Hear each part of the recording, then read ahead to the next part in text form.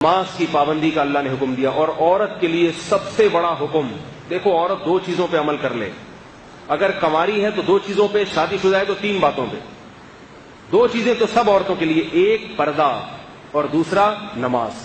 عورت کا دین بہت آسان ہے، اپنے جسم کی نمائش نہ کرے۔ بڑا فساد پھیلایا آج عورتوں نے، جتنے زنا ہو رہے ہیں، جتنی طلاقیں ہو رہی ہیں، ان کے پیچھے کسی نہ کسی عورت کا ہاتھ ہوتا ہے۔ خدا کی قسم میرا خون کے آنسو روتا ہوں جب میرے پاس شادی شدہ عورتوں کے فون آتے ہیں کہ ہمارے میاں کے اتنی عورتوں سے چکر چل رہے ہیں، گھر میں بچوں کی طرف توجہ نہیں ہے، آفس میں لڑکیوں سے دوستیاں۔ تو میں کہتا ہوں یہ دوستیاں لگانے والی، لفٹ کرانے والی کون ہے؟ وہ بھی تو عورت ہے نا، عورت ہی تو ہے جو آپ کا گھر خراب کر رہی ہے۔ اس کو اللہ نے گھر میں بیٹھنے کا حکم دیا، اس کو اللہ نے کہا کہ اگر گھر سے باہر نکلنا ہے تو یدنین علیہن من جلابیبہن، اللہ فرماتے ہیں اپنے اوپر چادریں لے کے، برقعے لے کے نکلو، اپنے جسم کی نمائش مت کرو، خوشبو لگا کے گھر سے باہر نکلنا عورت کے لیے حرام۔ تو خواتین اگر آج توبہ کر لیں اور اس کا اہتمام کر لیں کہ ہم پردہ کریں گے مکمل، اور پردہ اپنے چچازاد بھائی سے بھی ہوتا ہے، دیور سے بھی ہوتا ہے، جیٹھ سے بھی ہوتا ہے۔ اسلام میں عورت کی جس سے شادی ہوتی ہے صرف وہی اس کا شوہر ہوتا ہے۔ ہندوؤں کے ہاں جس سے شادی ہوئی وہ بھی ہے اور دیور بھی ہے۔ دیور کا مطلب پتہ ہے ہندی میں کیا ہے؟ آدھا شوہر۔ یہ ڈکشنری میں دیور کا مطلب ہے، نہیں آ رہی میرا خیال ہے۔ تو ان کے ہاں دیور سے پردہ نہیں ہے۔ سکھوں کے ہاں تو ہے ہی نہیں پردہ، سکھوں کے ہاں تو باقاعدہ ہے کہ یہ شوہر یہ بھی ہے اور یہ بھی ہے۔ تو یہ بغیرتی والی زندگی پسند کرتے ہو کیا؟ ہم اس کو قبول نہیں کرتے۔ ہمارے ہاں ہے کہ یہ شوہر ہے، اس کے علاوہ کوئی بھی نہیں ہے، وہ نہیں دیکھ سکتا اس کو۔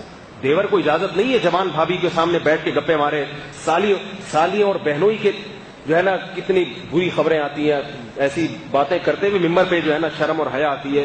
برائی کا تذکرہ کرنا بھی برائی کی اشاعت۔ کتنے فون آتے ہیں خواتین کے کہ میرے میاں مجھ میں دلچسپی نہیں لے رہے، بہن میں دلچسپی لے رہے ہیں، میری سالی آ رہی ہیں گپے لگا رہی ہیں بہنوئی سے۔ بہنوئی دیکھتا ہے میری والی تو بوڑھی ہو گئی، یہ جو جوان ہے نا، جب یہ تو انسان کی فطرت ہے، جب وہ جوان کے سامنے بیٹھے گا تو اپنی والی اس کو پرانی لگے گی۔ اس کے 10 بچے ہو گئے ہیں، وہ پرانی لگ رہی ہے، اور یہ کیا ہے؟ بالکل نہیں۔ تو وہ ادھر توجہ جاتی ہے اس کی۔ تو اللہ نے سالی کو کہہ دیا کہ تمہیں بہنوئی کے سامنے بیٹھنے کی ضرورت نہیں ہے، تمہیں اجازت نہیں ہے۔ اگر وہ پردہ کر لے گی تو اس کی بہن کا گھر بھی بچے گا کہ نہیں بچے گا؟ ہے بھائی، اس کی شوہر کی ساری توجہ کس طرف رہے گی؟ لیکن اس کو ہمارے معاشرے میں برا سمجھا جاتا ہے۔ اگر پردہ کر لے گی نا تو بیوی ہی کو اعتراض ہوتا ہے، میری بہن نے میرے شوہر سے پردہ کیوں کر لیا، بے وقوف، اسی کو اعتراض ہوتا ہے۔ او بھائی تیرے فائدے کے لیے اللہ نے اس کو حکم دیا ہے، تیرے فائدے کے لیے۔ مائیں روکتی ہیں اپنی بہوؤں کو پردہ کرنے سے، مائیں۔ اللہ نے قرآن میں کیا فرمایا؟ 2 قسم کے طبقے ہیں، کچھ تمہیں جنت کی طرف لے کر جاتے ہیں اور کچھ تمہیں جہنم کی آگ کی طرف۔ جو ماں اپنی بیٹی کو شرعی پردہ کرنے سے روک رہی ہے وہ ماں نہیں ہے، وہ اپنی بیٹی کے لیے ڈائن ہے، ڈائن۔ وہ اپنی بیٹی کو جہنم کی آگ کی دعوت دے رہی ہے۔ ساس اپنی بہو کو اگر پردے سے روک رہی ہے، ساسوں کو بڑی تکلیف ہوتی ہے کہ میری بہو جو ہے میرے دوسرے بیٹوں سے پردہ کیوں کرتی ہے۔ یہ بڑے واقعات سامنے آتے ہیں، ساس کو تکلیف ہوتی ہے میری بہو پردہ کیوں کر رہی ہے میرے دوسرے بیٹے سے۔ بھائی اللہ کا حکم ہے، بہو کے لیے اجازت نہیں ہے کہ اپنی ساس کی بات مانے۔ بعض شوہروں کو تکلیف ہو رہی ہے کہ میری بیوی میرے دوستوں سے پردہ کیوں کر رہی ہے۔ جس میں غیرت ہونی چاہیے تھی، جو پردے کی ترغیب دیتا وہی پردہ اتارنے کی ترغیب دے رہا ہے۔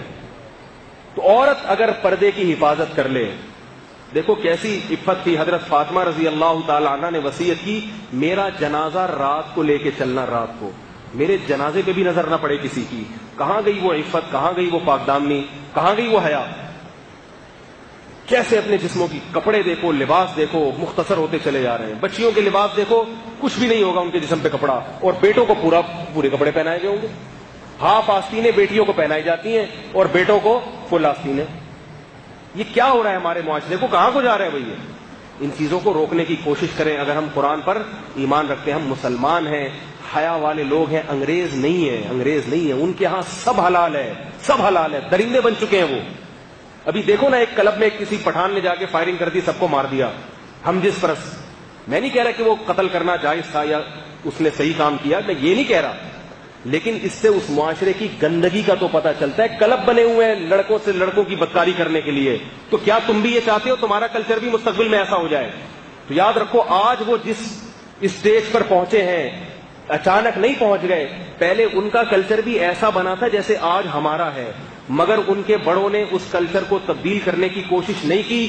نتیجہ کیا ہوا؟ برائی ہوتے ہوتے وہاں تک پہنچ گئی ہے.